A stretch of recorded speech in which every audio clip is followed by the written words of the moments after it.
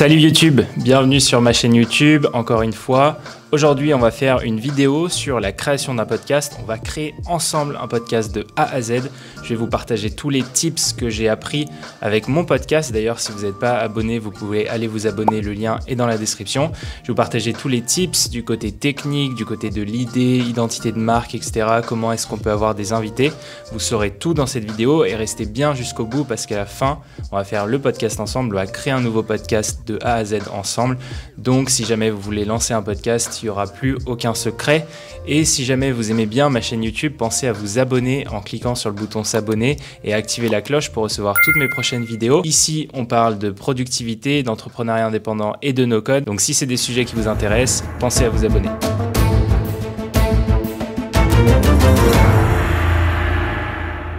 Alors, on va commencer avec l'idée du podcast. C'est très important d'avoir une bonne idée de ce que vous voulez faire en podcast avec votre podcast, puisqu'il faut qu'il corresponde à votre identité. Le podcast, c'est un média qui met énormément de temps à grossir.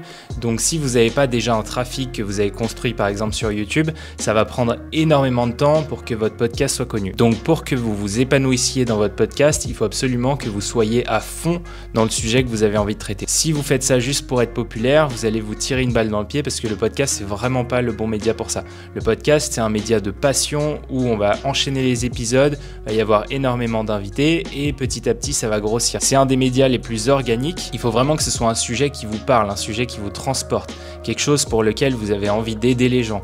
Voilà, vraiment quelque chose d'important pour vous parce que c'est le seul moyen pour perdurer dans le podcast. Maintenant, on va parler du format. Alors, il y a plusieurs formats possibles. Il y a soit le format solo, le format à plusieurs ou le format avec invité. Donc, le format à plusieurs, c'est deux personnes qui se rejoignent toutes les semaines pour parler de sujets différents. Le format solo, c'est juste une personne qui parle et qui raconte sa vie et qui aide les gens sur un sujet spécifique. Et le format interview, vous avez chaque semaine des invités. Et les interviews peuvent être faits à plusieurs ou tout seul, ça dépend de vous. Il y a plein de formats, il n'y en a pas un qui est meilleur que l'autre, c'est juste les audiences qui vont être différentes. Il y a certaines typologies de personnes qui préfèrent quand il y a des invités, il y a d'autres typologies qui préfèrent quand c'est juste quelqu'un qui parle tout seul, qui raconte sa vie. C'est à vous de voir, c'est selon ce que vous aimez faire. Si vous aimez passer des heures en Zoom avec des gens à discuter, alors faites des interviews, ce sera beaucoup mieux pour vous. Si à l'inverse, vous voulez créer du contenu quand ça vous chante et un peu organiser votre podcast comme vous le voulez, alors lancez-vous tout seul. Vous aurez plein d'idées, vous allez voir, dès qu'on commence à avoir des idées d'épisodes, ça roule tout seul ensuite. Donc après, ce qu'il faut faire, c'est avoir une identité graphique bien soignée. Moi, j'ai choisi une couleur que j'utilise partout, que ce soit sur YouTube dans mon podcast, un espèce de bleu un peu tapant. Il faut toujours avoir la même couleur. Il faut que les gens puissent se souvenir de vous. Il y a des couleurs qui sont plus importantes que d'autres. Par exemple, le rouge attire énormément l'attention. Donc voilà, c'est à vous de choisir en fonction de ce que vous aimez, etc. Mais démarquez-vous du résultat de recherche parce que sur les plateformes où on peut trouver des podcasts comme Apple Podcast ou Spotify, il faut savoir se démarquer. Maintenant, on va parler du matériel. Et alors, le matériel, il y a deux catégories bien différentes. Il y a d'abord les micros et l'audio, donc le son, la capture de son. Et ensuite, il y a le côté logiciel. Donc les outils qui vont vous permettre d'enregistrer et les outils qui vont vous permettre de traiter le son et de monter. D'abord, on va parler du matériel. Qu'est-ce que vous pouvez utiliser? Si vous êtes du genre minimaliste, vous pouvez utiliser ça, que j'utilise, qui est le Rode Wireless Go. Alors, je vous conseille de prendre le 2 si vous faites du podcast parce que vous pouvez brancher deux micros. Et ça va justement vous permettre d'enregistrer de manière hyper minimaliste votre podcast puisque la qualité audio est quand même pas mal. Et de toute façon, si vous n'êtes pas dans un environnement trop bruyant, on n'entendra pas. Donc ça peut être un bon moyen si vous n'avez pas envie de vous trimballer avec la mallette. Si vous avez envie de professionnaliser le truc, vous pouvez prendre le Shure 77MB. C'est super compliqué à dire, donc il vous en faut deux pour que ça marche et il vous faut un Zoom H5. En fait, les micros séparément vont venir se brancher dans le Zoom H5 et ensuite le Zoom va pouvoir extraire les flux, deux flux différents pour pouvoir ensuite les traiter en audio. Si vous avez envie de faire un podcast tout seul, vous pouvez aussi utiliser le Rode NT USB Mini que moi j'utilise, qui est franchement hyper pratique et tout petit. Donc c'est assez pratique si vous voyagez pas mal, etc. Et sinon, vous pouvez, il y en a plein d'autres. Il y a le Shure MV7 en solo qui marche en USB, c'est le meilleur. Donc prenez le Shure si vous pouvez, qui est un petit peu plus gros que celui-là, mais pas de beaucoup. Et ensuite, il vous faudra juste quelque chose pour enregistrer, que ce soit un iPad, un Mac, un ordi, peu importe, mais quelque chose sur lequel brancher votre micro pour pouvoir enregistrer. Donc maintenant, on va passer au logiciel. Et alors là, il y en a toute une trimballée. Moi, je vais vous donner ceux que j'utilise, ceux que je vous recommande, ceux qui sont les meilleurs déjà pour enregistrer. Donc si vous avez des gens avec qui vous avez envie de faire des interviews à distance, petit tips, dites-leur d'utiliser des des écouteurs filaires et de faire attention pour les filles à ce que les cheveux ne touchent pas le micro parce que souvent ça peut avoir des répercussions.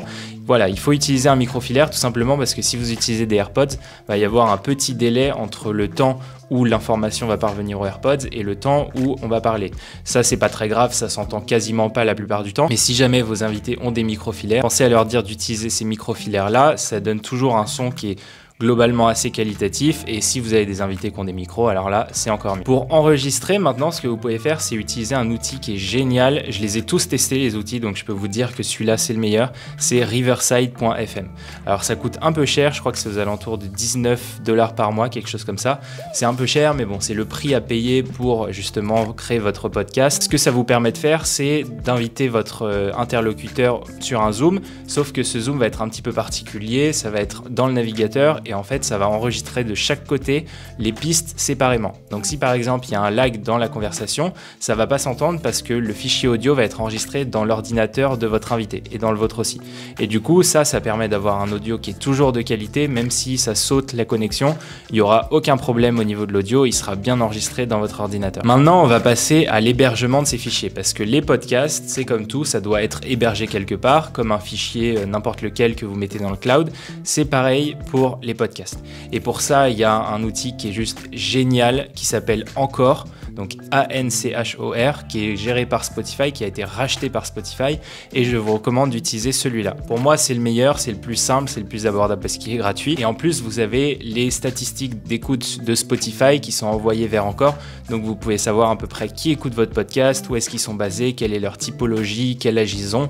Bref, c'est super, donc utilisez Anchor. En plus, vous pouvez potentiellement enregistrer dans le navigateur. Je vous recommande pas parce que c'est pas le meilleur pour ça. Utilisez plutôt Riverside et ensuite envoyez le fichier audio à Anchor. Et en fait, ce que va faire Anchor, c'est qu'il va créer un flux RSS, donc un flux de données qui va propager sur toutes les plateformes, sur Apple Podcast, Spotify, voilà, toutes les plateformes qui existent, Pocket Cast, et il va prendre le flux, le rendre disponible et vous aurez rien à faire. Donc la seule chose que vous avez à faire, c'est publier sur Anchor et ensuite ça sera propagé partout. Mais là, on est allé un peu trop vite. Avant de publier votre podcast, il faut absolument traiter le son. Ça, c'est hyper important parce que dans le podcast, même si certains ont des sons qui sont pas terribles, pour avoir une durée d'écoute, il faut que le sujet certes soit intéressant, mais il faut surtout avoir un bon audio parce que si l'audio est dégueulasse, les gens vont se barrer tout de suite. Donc pour avoir un bon audio, ce que je vous recommande, c'est d'utiliser Auphonic. Auphonic, c'est un outil qui est génial, qui est pas très pratique à utiliser, mais qui vous permet de couper les espèces de sons bizarres qu'il y a en fond. Donc si par exemple votre invité il est dans un coworking et qu'il y a des gens qui parlent derrière, ça va réduire ce son en arrière-plan pour se focaliser sur la voix. Ça permet aussi de réduire les et les qui sont énormément utilisés dans le podcast et pour avoir un son un peu plus normal. Donc ça, pour réduire les et les c'est quelque chose qui arrive très souvent dans notre vocabulaire et dans notre façon de parler. Il faut utiliser un filtre anti-pop. Comment est-ce qu'on choisit un filtre anti-pop? Alors il y a ce type-là, même si c'est pas vraiment des filtres anti-pop, ça permet un peu de filtrer, mais le mieux c'est les filtres que vous venez placer devant. Donc un filtre anti-pop, vous le prenez, vous le placez devant vous, devant votre bouche, à mi-distance entre la bouche et le micro pour pas que ce soit trop collé au micro. Et ensuite, une fois que c'est fait, vous aurez une barrière anti-peu, et c'est le plus important dans le podcast parce que c'est hyper désagréable quand quelqu'un fait des bruits de bouche en parlant. Dernière étape avant de se lancer, les invités. Donc comment est-ce qu'on invite des gens dans son podcast? Déjà, première chose à savoir, il ne faut pas adopter deux postures. La première posture, c'est de croire que la personne a tout votre temps. Donc salut, voilà, j'aime bien ce que tu fais, est-ce que ça te dirait de venir dans mon podcast? Alors déjà, la personne ne vous connaît pas, peut-être qu'elle a des priorités, peut-être qu'elle n'est pas forcément open. La plupart du temps, les gens sont plutôt open, mais il y en a qui sont très occupés, qui ont des agendas, etc. Donc ne pensez pas lui rendre un service en l'invitant sur un podcast parce qu'il doit potentiellement avoir, s'il est connu, des tonnes de propositions. Donc il faut savoir se démarquer. Soit vous pouvez vous démarquer en ayant un message et une posture originale, lui montrer que vous allez passer un bon moment, ou alors ne pas le lâcher et lui relancer toutes les 2 semaines pendant 6 mois avec toujours des messages plus créatifs. Le but, c'est vraiment que la personne puisse sentir que vous êtes intéressé. Mais la deuxième posture à ne pas avoir, c'est d'être trop dans la pitié. Il ne faut pas non plus se mettre dans une posture où vous priez la personne pour qu'elle vienne dans votre podcast. La personne, elle a un emploi du temps. Il faut juste que vous ayez les bons mots, que ce soit le bon moment. Parfois, c'est juste pas le bon moment. Et une fois que tout ça est aligné, la personne viendra peut-être, mais ou peut-être pas. Donc, partez du principe qu'elle viendra pas. Si elle vient, tant mieux. Si elle ne vient pas, tant pis. Il y a des millions de personnes à aller interviewer. N'hésitez pas à ne pas lâcher, à envoyer plein de mails à plein de personnes différentes parce que le plus large la variété d'invités, si vous avez des invités, sera, le mieux ce sera pour votre podcast parce que potentiellement ça pourra se propager à plusieurs typologies de personnes.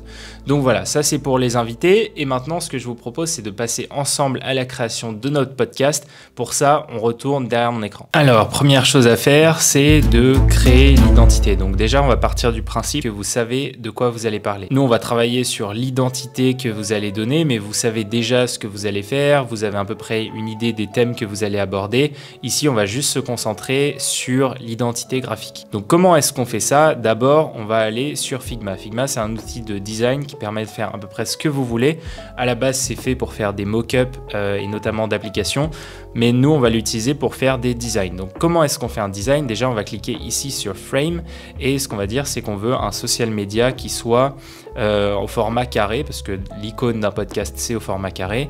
Et moi, ce que j'ai envie de faire, c'est dire qu'ici, j'ai envie que le fond soit bleu. Pourquoi est-ce que j'ai envie que le fond soit bleu? Parce que j'ai envie qu'il y ait une couleur pétante, que les gens remarquent le podcast dans la liste de tous les podcasts. Donc pour avoir une couleur pétante, soit vous le mettez en rouge bien vif comme ça, c'est un peu moche, soit vous mettez, moi ce que je vais faire, c'est que je vais le mettre dans cette couleur-là. Voilà, c'est ma couleur préférée. Et ensuite, il faut qu'il y ait 3 éléments distinctifs. Le premier élément, c'est le titre, très clair, très visible.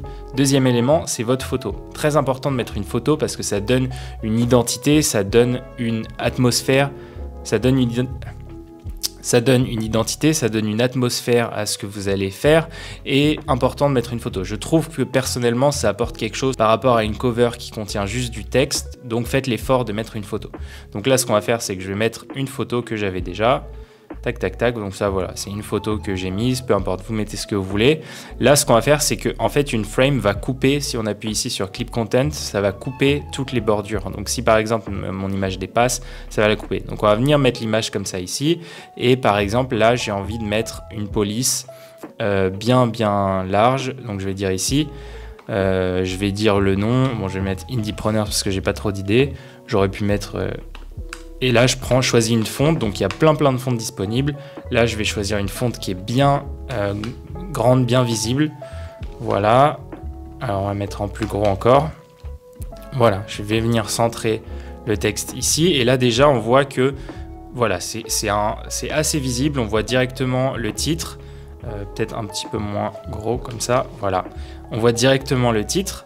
Très visible, très marqué, etc. Et maintenant, ce qu'il faut qu'on fasse comprendre, c'est le thème général. Donc, est-ce que on a envie de me parler de quoi? Moi, j'ai envie de parler de productivité, d'entrepreneuriat indépendant et de no-code. Donc, ce que je vais faire, c'est je vais faire ça. Ici, je vais venir changer la fonte pour mettre un truc un petit peu plus petit.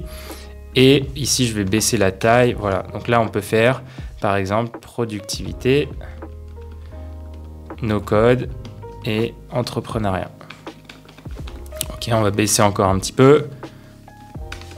Et voilà, donc là directement on a une cover visible qu'on va pouvoir voir.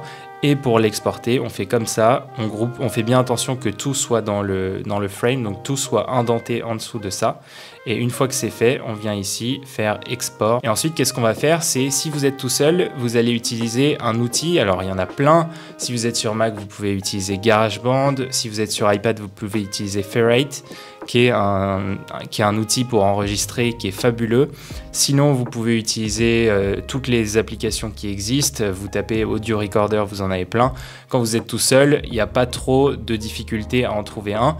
Par contre, si vous êtes plusieurs, c'est là où on va utiliser Riverside. Donc Riverside, ça se présente de cette manière-là. Et ce qu'on fait quand on a envie de créer un podcast, je vais dire que épisode avec Jean-Michel.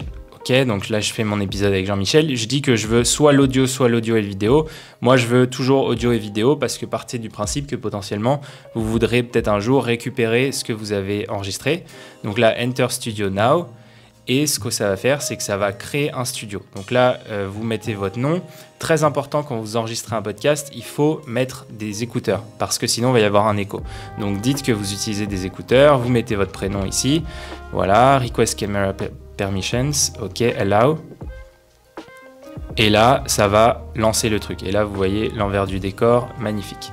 Et une fois ici, vous pouvez switcher sur la caméra que vous voulez, changer le micro. Donc là, j'ai pas de micro de penché.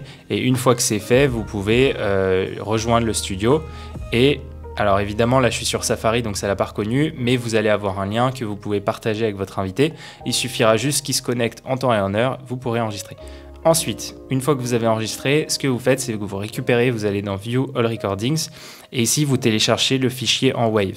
Donc, fichier en WAV ici et ici. Vous faites en fonction de ce que vous voulez faire. Si vous voulez faire un montage, vous l'exportez de chaque côté, vous faites votre montage. Vous pouvez utiliser Audition pour ça ou GarageBand ou peu importe. Il y a plein d'outils pour faire ça. Et ensuite, ce que vous faites, c'est que vous uploadez dans Auphonic. Donc, dans Auphonic, vous créez une nouvelle production.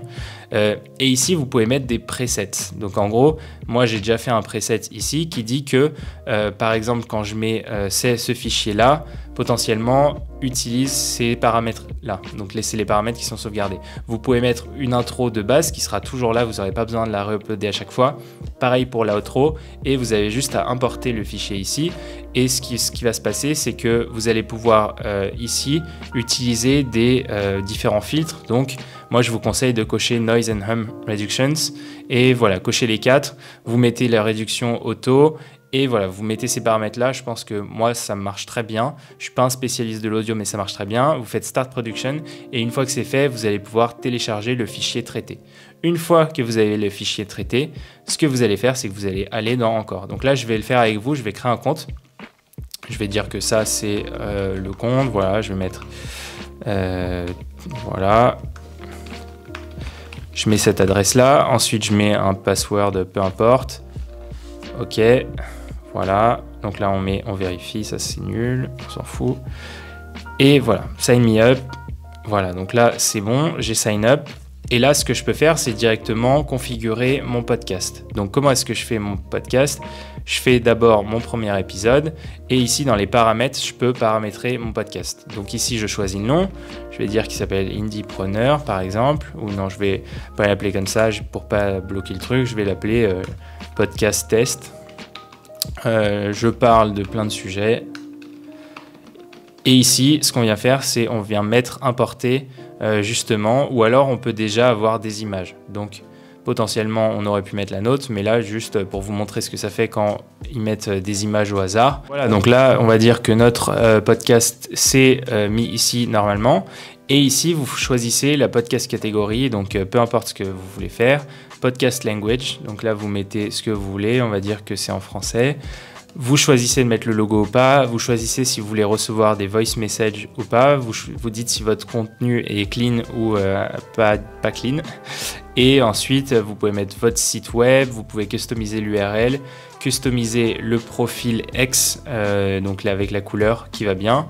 Donc nous, on va remettre la même couleur, vous mettez vos réseaux sociaux, etc. Et maintenant, ce que vous pouvez faire, c'est créer donc votre premier épisode. C'est très important de créer son premier épisode parce que votre flux RSS a besoin d'être activé pour pouvoir être partagé sur toutes les plateformes. Donc, ce que vous pouvez faire, c'est ici créer votre premier épisode. Peu importe, vous mettez, vous sauvegardez votre épisode. Vous mettez test. Voilà, vous mettez publish date quand vous voulez. Alors évidemment, il va me dire que ça va pas parce qu'il faut rajouter un audio. Vous ajoutez ici l'audio et ensuite vous faites publier et ça va créer votre flux RSS. Et ensuite, votre flux RSS, vous allez pouvoir le partager partout. Ça va être automatiquement publié sur Spotify, sur toutes les plateformes. Pour Apple Music, je crois qu'il faut faire une petite manip, mais tout est très bien expliqué dans la rubrique de documentation. Et voilà, donc là, vous savez comment faire un podcast. Maintenant, ce qu'il vous reste à faire, c'est trouver les invités, les contacter en utilisant les techniques dont je vous ai parlé précédemment.